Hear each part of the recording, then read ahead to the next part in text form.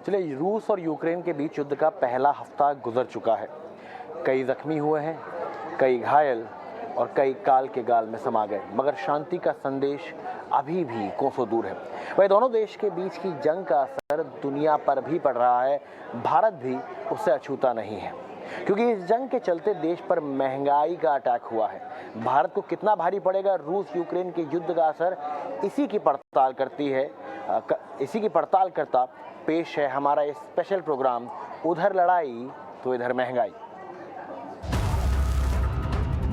Ukraine में पिछले 7 दिनों से दागे जा रहे बम गोलों ने धूल धक्कड़ के गुबार को कम नहीं होने दिया है। यूक्रेन की फिजा में बारूद की गंध फैली हुई है और हालात पटरी पर लौटते नहीं दिख रहे हैं। 28 फरवरी को बातचीत की एक कोशिश हुई थी, मगर बेनतीजा नतीजे के साथ खत्म हुई।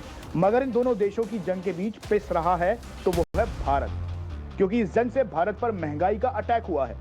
जंग के चलते कई प्रोडक्ट्स का इंपोर्ट घट गया है और डिमांड बढ़ गई है। खासकर पोल्ट्री, डेयरी और सी फूड पर बुरा असर पड़ सकता है, जिसका ताजा नमूना है अमूल, जिसने दूध की कीमतों में 4% बढ़ोतरी कर दी है। दूध के बाद एलपीजी गैस सिलेंडर भी महंगा हो गया है। 19 किलो के कमर्शियल एलपीजी सिलेंडर की कीमत में 105, जी हाँ 105 रुपए की बढ़ोतरी की गई है और साथ ही 5 किलो के सिलेंडर जो छोटू कहा जाता है उसमें भी 27 रुपए की बढ़ोतरी की गई है। दुनिया भर में कच्चे तेल के निर्यात में रूस की हिस्सेदारी 11% की है और जिसके चलते इस जंग का सबसे ज्यादा असर जो पड़ा है वो पड़ा है कच्चे तेल पर। इसके अलावा सूरजमुखी के तेल पर सबसे ज्यादा असर पड़ा है, क्योंकि भारत में खपत होने वाले 2.5 मिलियन टन सूरजमुखी तेल में से लगभग 90% यूक्रेन और रूस से मंगवाया जाता है और दुनिया भर के बाजारों में पिछले एक हफ्ते में सूरजमुखी के तेल के दाम 5 से 10% तक बढ़ चुके हैं। चिकन के दाम भी इस साल 25% बढ़ गए हैं और बढ़ोतरी 50% तक पहुंचने का अंदेशा है, जबकि प्रोडक्शन 20% घट गया है। धनिया और जीरा, इन दोनों मसालों के दामों ने तो आसमान छू लिया है। पिछले कुछ महीनों के दौरान इनकी कीमतों में लगभग 30% का इजाफा हुआ है, जबकि गेहूं, धनिया, जीरा, मक्का और सोयाबीन की कीमतें भी बढ़ सकती हैं। डाबर इंडिया लिमिटेड भी अपने प्रोडक्ट्स के दाम बढ़ाने पर विचार कर रहा है। दरअसल भारत रूस से खनिज ईंधन और तेल, मोती और कीमती पत्थर और मशीनरी जैसी कई चीजें आयात करता है और करीब 50% की इसकी हिस्सेदारी रहती है।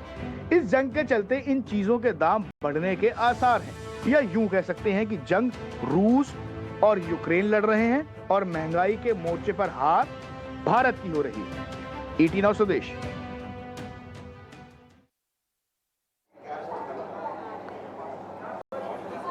चलिए, इस बारे में और बातचीत करने के लिए, इस मुद्दे को और गहराई से समझने के लिए हमारे साथ हमारे गेस्ट मौजूद हैं। पहले गेस्ट हमारे साथ हैं Amit Jaiswal, CFO royal orchid hotel, और दूसरे गेस्ट जो हमारे साथ हैं वो अरुण कुमार, सीनियर इकोनॉमिस्ट हैं। अरुण कुमार अभी नहीं जुड़ पा रहे हैं, उनकी टेक्निकल कुछ दिक्कतें आ रही हैं, लेकिन हम सबसे पहले बात करते हैं अमित जायसवाल जी से।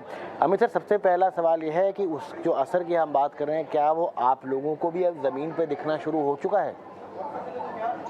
जहां तक होटल इंडस्ट्री की बात है तो अभी जमीन पे हमें नहीं दिख रहा है, क्योंकि ऑलरेडी जो है फॉरेन ट्रैवल पे बैन था। अभी जस्ट खुला था 1 महीना पहले, तो उतना ट्रैक्शन नहीं था, बट डेफिनेटली इस वॉर का इफेक्ट तो पड़ेगा इन द लॉन्ग रन। जो हमारी उम्मीद थी कि जो है जैसे ही थर्ड वेव खत्म होगा तो बिजनेस विल नॉर्मलसी को आ जाएगी और जो बिजनेस बहुत बढ़ेगा, और इनफैक्ट हमारी ये भी उम्मीद थी कि फाइनेंशियल ईयर 22-23 बहुत अच्छा जाएगा। तो अब ये वार ने बहुत सारे क्वेश्चन मार्क जो है खड़ा कर दिए हैं। आप लोग अभी ऑलरेडी बोल रहे थे कि क्या क्या इफेक्ट है महंगाई वगैरह पर, तो उसी तरह हॉस्पिटैलिटी में भी इसका इफेक्ट तो पड़ेगा डेफिनेटली, क्योंकि यूरोप वगैरह से ट्रैवल कम हो जाएगा। जो उम्मीद थी कि यूरोपियन ट्रैवलर्स आएंगे, अब बहुत सारे क्वेश्चन मार्क्स इस पे आ गए, और डेफिनेटली अभी इमीडिएट इफेक्ट तो नहीं दिख रहा है, लेकिन definitely in the long run जो अगले 4-5 महीने में इसका इफेक्ट तो रहेगा ही। सर, एक तो हुआ डायरेक्ट इम्पैक्ट की जो आपने बात करी कि भाई टूरिस्ट बम तो पहले ही नहीं बढ़ रहा था, जो बढ़ सकता था जिसकी हम उम्मीद कर रहे थे, उसमें एक इम्पैक्ट हुआ। एक होगा इनडायरेक्ट, जो आपकी इनपुट कॉस्ट है, क्या उस पर भी फर्क पड़ रहा है और क्या उससे आपकी कॉस्टिंग बढ़ रही है और क्या दाम बढ़ सकते हैं? नहीं, डेफिनेटली कॉस्टिंग तो बढ़ेगी ना। सारी चीजें जो हम आयात करते थे यूक्रेन और रशिया से, उसका कॉस्ट अगर बढ़ेगा, Russia is the largest exporter of gases, तो सारी चीजों का अगर कॉस्ट बढ़ेगा इंटरनेशनल मार्केट में, तो उसका इफेक्ट तो यहाँ पड़ना ही है। Indirectly it will flow down, और अल्टीमेटली कॉस्ट तो कंज्यूमर ही भरता है। तो who are the consumer? Hospitality is one major consumer of all the food products, and आपने जो अभी लिस्टिंग किया है, साथ में आम जनता पे भी उसका इफेक्ट तो पड़ेगा ही। और हॉस्पिटैलिटी में की हालत ऑलरेडी खराब थी, अभी कॉस्ट बढ़ने से मार्जिन पे थोड़ा इफेक्ट आएगा। क्या हम ये भी देख सकते हैं कि आप भी इस कॉस्ट को पास ऑन कर सकते हैं, या आपको लगता है कि अभी क्योंकि वैसे ही मार्केट थोड़ा सा डाउन है कोविड की वजह से, तो उसमें आप इस कॉस्ट को अब्जॉर्ब करेंगे अभी? नहीं, अभी तो ये कॉस्ट को तो अभी हमें अब्जॉर्ब करना होगा। जब तक मार्केट में ट्रैक्शन नहीं आता है, तब तक अब्जॉर्ब तो हमें करना पड़ेगा। कुछ होटल्स वगैरह जैसे लेजर वगैरह होटल है, जहाँ पे ट्रैक्शन है अच्छा, वहां पे फिर भी हम पास ऑन कर सकते हैं, उम्मीद है। लेकिन जहाँ बिजनेस होटल्स में तो हमें अभी इसको अब्जॉर्ब ही करना पड़ेगा। आपको लगता है थोड़ा सा जो हम बात करते हैं तंगी में आटा गीला वाली थोड़े हालात हो गए कोविड से, वैसे रिकवरी की उम्मीद थी, बहुत दिनों बाद उम्मीद आई थी कि सब वापस इंटरनेशनल ट्रैवल शुरू होगा, और वहाँ पे इस तरह चीज़ों ने, जैसे आपने कहा, दोनों इम्पैक्ट हैं। एक डायरेक्ट इम्पैक्ट है जो कि जिससे टूरिज्म का फर्क पड़ेगा, और एक इनडायरेक्ट इम्पैक्ट जो है वो आपकी कॉस्टिंग पे है। तो आपको लगता है थोड़ा तंगी में आटा गीला वाला कॉन्सेप्ट हो गया है? इतिहास गवाह है। देखिए, अगर आप इतिहास उठा के देखें, जब जब वॉर हुआ, फर्स्ट वर्ल्ड वॉर के बाद पूरा यूरोप जो है इकोनॉमिक क्राइसिस में चला गया था, इंक्लूडिंग रशिया।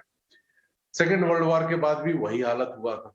तो जो है ये वॉर तो ऑटोमेटिकली जो है मार्केट को खराब करता है, इकोनॉमिक कंडीशन बहुत खराब हो जाती है। Not any war, as a matter of fact, कहीं पर भी उसका इम्पैक्ट तो थोड़ा बहुत तो पड़ता है। और ये तो अभी विकट रूप लेता जा रहा है, पता नहीं कहाँ एंड होगा। तो इसका इफेक्ट तो काफी पड़ेगा इंडस्ट्री पे, और हमारे सेक्टर तो ऐसा है कि जिसपे डायरेक्ट इमीडिएट इफेक्ट पड़ता है।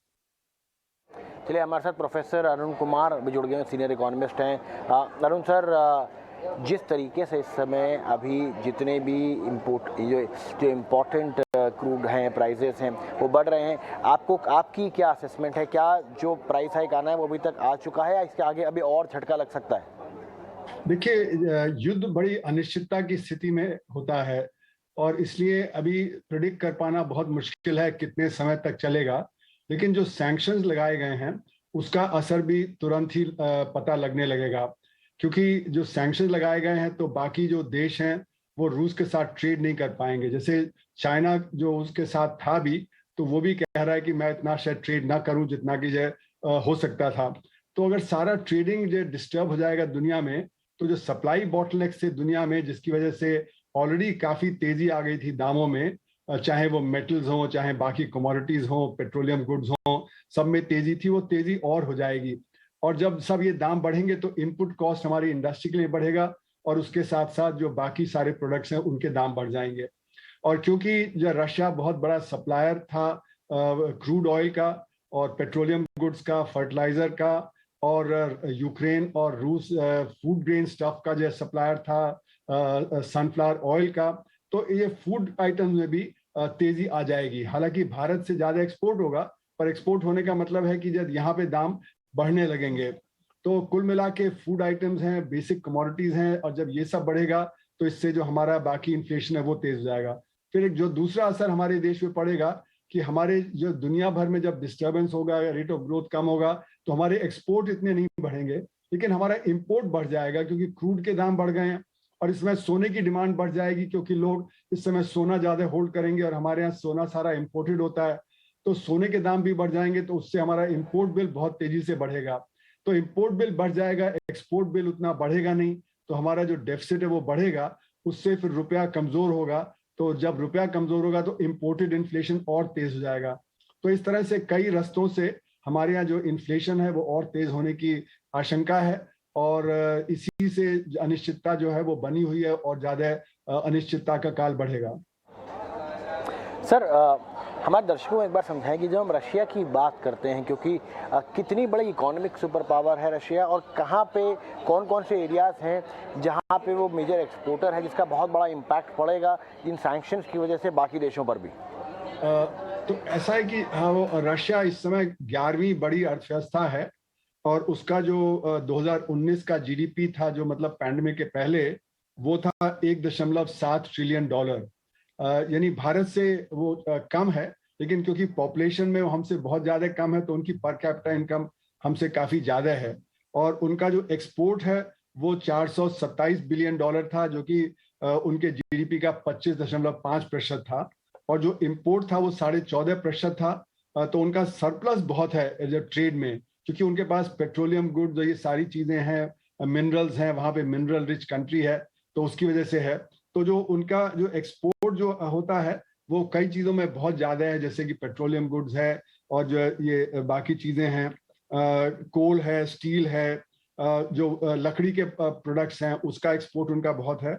और जो उनका इंपोर्ट है वो ज्यादा मशीनरी में है, फार्मास्यूटिकल्स में है, इलेक्ट्रॉनिक्स में है, इलेक्ट्रिकल गुड्स में है, व्हीकल्स में है, प्लास्टिक्स में है। तो ये कुछ चीजें हैं जिनका वो इंपोर्ट ज्यादा करते हैं। लेकिन मेरा मानना है कि एक्सपोर्ट में जो करते हैं उसको रिप्लेस करना मुश्किल है, लेकिन वो इंपोर्ट जो करते हैं उसको वो रिप्लेस कर सकते हैं, अपने यहाँ भी उत्पादन कर सकते हैं, चीन से भी ले सकते हैं।